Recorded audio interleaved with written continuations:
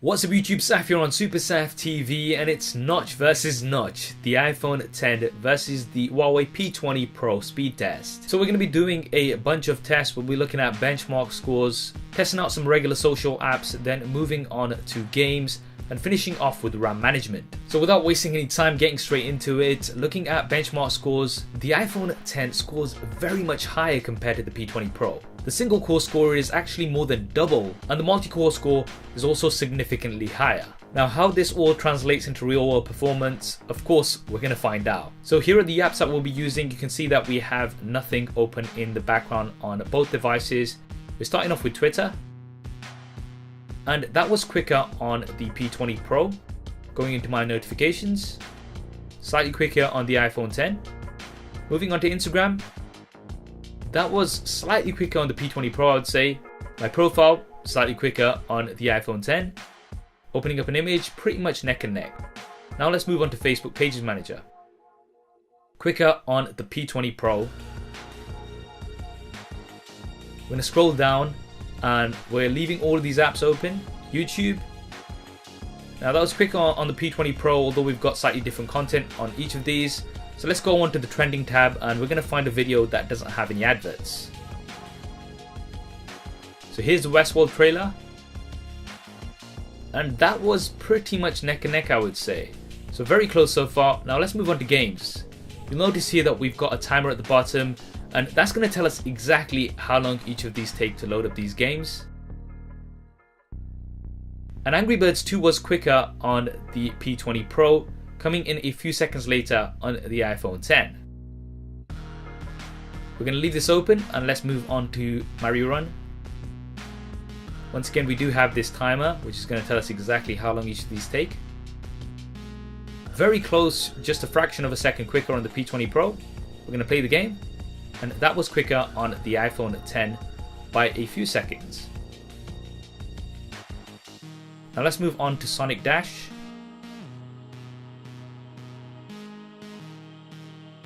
Neck and neck there, nothing in between these two. Now playing the game, it is slightly quicker on the iPhone X. Temple Run 2, very quick on the iPhone X, coming in a few seconds later on the P20 Pro. We're going to play the game and we're going to leave this open. Let's move on to Subway Surfers. Once again, very quick on the iPhone X. Looks very well optimized, this game does. Now let's play the game. Dead Trigger 2. Once again, very quick for the intro screen on the iPhone X. Playing the game. iPhone X yet again. So for the later games, the iPhone X does seem to be performing very well. The P20 Pro comes in quite a few seconds later here. Moving on to Asphalt 8.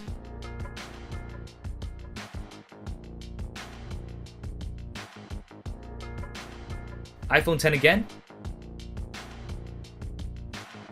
P20 Pro comes in a few seconds later. Now our final game, Real Steel Robot Wars. And yes, I know we are loading up quite a few games. And the reason for this is most games are pretty much the same on both platforms, and this makes tests as fair as possible, and also it will help us to look at RAM management. Was quicker on the iPhone X. Let's play the game.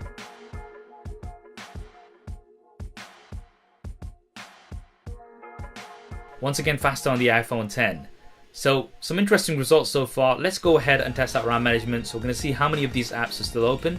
Asphalt 8 is open on both, although it did take a couple of seconds for the P20 Pro to load it up again. Dead Trigger 2, exactly in the same place. Subway Surfers, just where we left it. We can resume the game. Temple Run 2, in the same place. Once again, we can resume the game. Sonic Dash, this does have to reload on the iPhone X. It is exactly where we left it on the P20 Pro. Now we do have more RAM on the P20 Pro, which seems to be helping here. Mario Run, this is also closed. Now what's interesting is earlier on the P20 Pro did load up a couple of the games faster compared to the iPhone X, but later the iPhone X loaded up the games faster. So I wonder if this is because the iPhone was closing down some of the previous games.